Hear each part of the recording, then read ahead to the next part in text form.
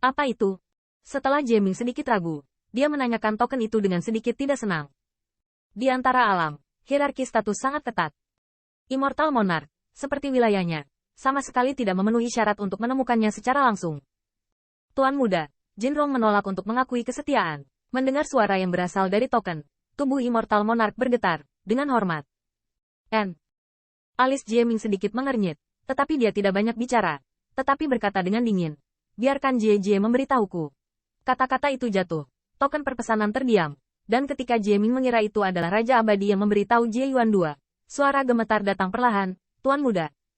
Jie Yuan, Tuan Kota Jie Liang II, telah dibunuh oleh Zhan Jinrong. Apa? Tanda seru. Mendengar ini, kulit Jieming langsung murung, dan ada warna yang luar biasa di wajah tampan dan agung itu. Meskipun Jieming berpikir bahwa Jinrong mungkin tidak menyerah dengan patuh, tetapi dia tidak berpikir bahwa anjing liar di dunia utara ini akan berani membunuh orang-orang dari klan Jie. Pada saat kelahiran Jieming, nama dunia Korea Utara telah bertahan. Dalam benaknya, penguasa benua Jizu adalah Jizu mereka, orang-orang dari ras dan kekuatan lain, dan mereka benar-benar takut memberontak melawan mereka. Namun, tubuh Jieling dan Jie Liang jatuh. Tetapi Jieming merasakan provokasi, sesuatu yang tidak akan pernah dia biarkan terjadi. Karena mereka semua sudah mati, apa yang masih kamu lakukan untuk hidup kembali? Jieming dengan dingin menjatuhkan kalimat, memegang telapak tangannya. Token pesan itu langsung berubah menjadi kipas. Mendengar kata-katanya, tubuh Immortal Monarch yang dikabarkan bergetar menjadi pucat, dan dia merasa bahwa Jieming benar-benar marah.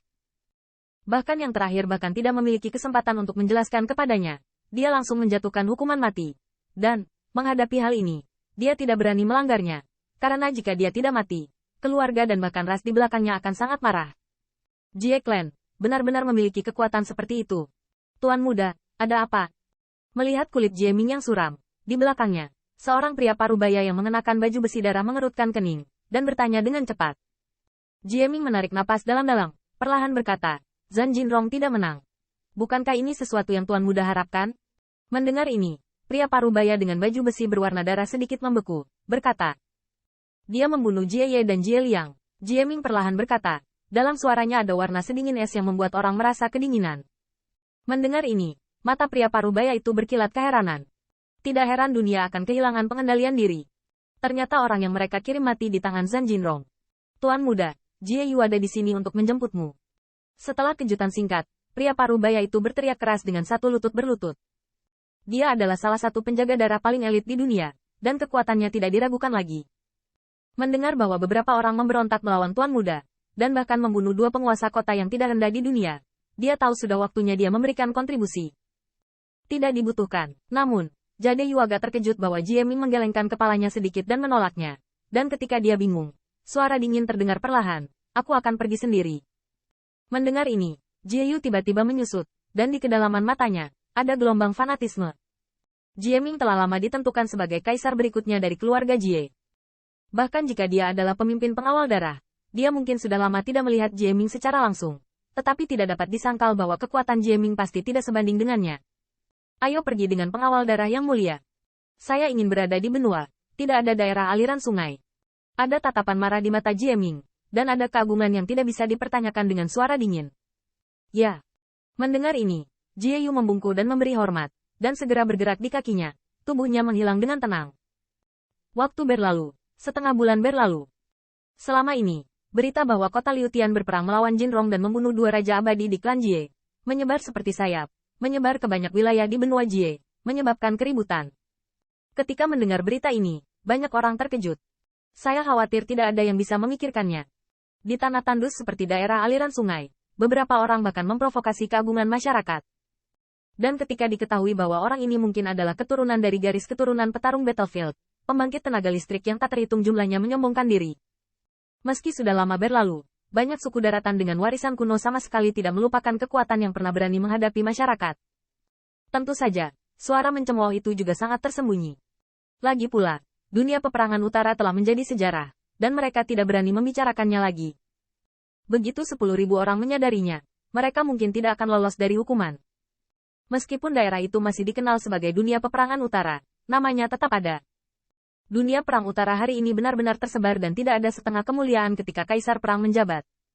Selain keterkejutan, kekuatan yang tak terhitung jumlahnya mencela ketidaktahuan Jinrong. Seberapa menakutkan warisan komunitas? Berani menantang keagungan klan. Gerakan Zhan Jinrong. Saya khawatir seluruh cekungan sungai akan terkubur karenanya. Benar saja. Segera datang berita bahwa penjaga darah dari klan Jie telah dikirim. Dan arahnya secara mengesankan adalah Baskom. Ketika diketahui bahwa pengawal darah secara pribadi dikirim, pembangkit tenaga listrik yang tak terhitung jumlahnya tampaknya telah melihat Zhan Jinrong dan ujung daerah aliran sungai yang terpencil. Pengawal darah adalah salah satu pasukan paling elit dari suku Jie. Mereka juga merupakan pasukan paling mematikan dari suku Jie. Selama bertahun-tahun, pengawal darah telah terinfeksi dengan darah yang tak terhitung jumlahnya.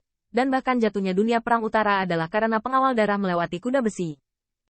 Namun, hanya dalam setengah bulan, cekungan sungai telah lama menghilang. Dan bahkan kota Tian pun tidak berkembang. Setelah mengetahui bahwa tuan kota-kota Liu Tian benar-benar telah membunuh Raja Abadi dari masyarakat, pembangkit tenaga listrik lembah sungai yang tak terhitung jumlahnya merasa ngeri. Segera, ada sejumlah besar pembangkit tenaga sungai yang melarikan diri dengan tergesa-gesa. Meski terpaksa masuk ke das, kawasan ini sudah tidak cocok lagi bagi mereka untuk bertahan hidup. Semua orang tahu bahwa dunia tidak akan pernah membiarkan kota Liu Tian terus ada.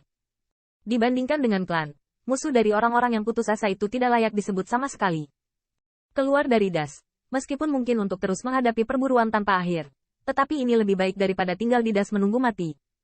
Di antara pembangkit tenaga listrik yang melarikan diri ini, bahkan ada beberapa orang yang merupakan kota Liu Tian 36.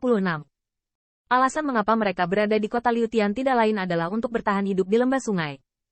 Mungkin, sampai batas tertentu, mereka memang benar bisa mati untuk Zhan Jinrong. Tapi menurut mereka, tidak ada ketegangan sama sekali tentang provokasi klan. Mereka secara alami tidak mau tinggal di sini dan mengambil nyawa mereka dengan sia-sia. Dalam hal ini, Zhan Jinrong tidak menghentikannya. Mungkin, dia juga tahu nasibnya.